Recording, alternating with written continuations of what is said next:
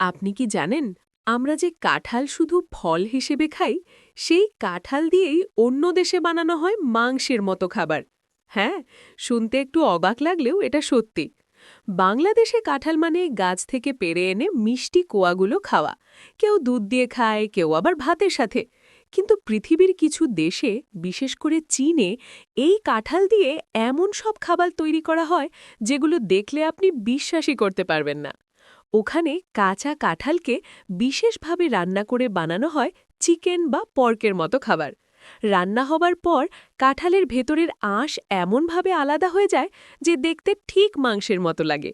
এই কারণেই অনেক রেস্টুরেন্টে কাঁঠাল দিয়ে তৈরি করা হয় বার্গার, নুডলস, এমনকি ঝাল স্টিয়ার ফ্রাই খাবারও। সবচেয়ে মজার ব্যাপার হলো, অনেক বিদেশি এখন কাঁঠালকে বলে ভেজিটেবল মিট, মানে সবজির মাংস। কারণ এটা রান্না করলে মাংসের মতোই টেক্সচার তৈরি হয়।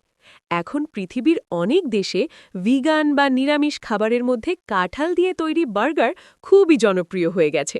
আর ভাবুন তো, যে ফলটা আমাদের দেশে এত সাধারণ, সেটাই অন্য দেশে হয়ে গেছে রেস্টুরেন্টের স্পেশাল আইটেম।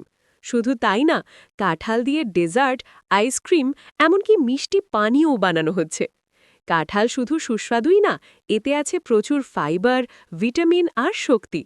তাই বলা যায়, আমরা কাঁঠাল খাই মজা করে, আর পৃথিবীর অন্য অনেক জায়গায় মানুষ এই কাঁঠাল দিয়েই বানিয়ে ফেলছে নতুন নতুন খাবারের জাদু। এখন প্রশ্ন হলো, আমরা কি শুধু কাঁঠাল খেয়েই থেমে থাকব, নাকি এই কাঁঠাল দিয়েই নতুন নতুন খাবার বানানোর চেষ্টা করব?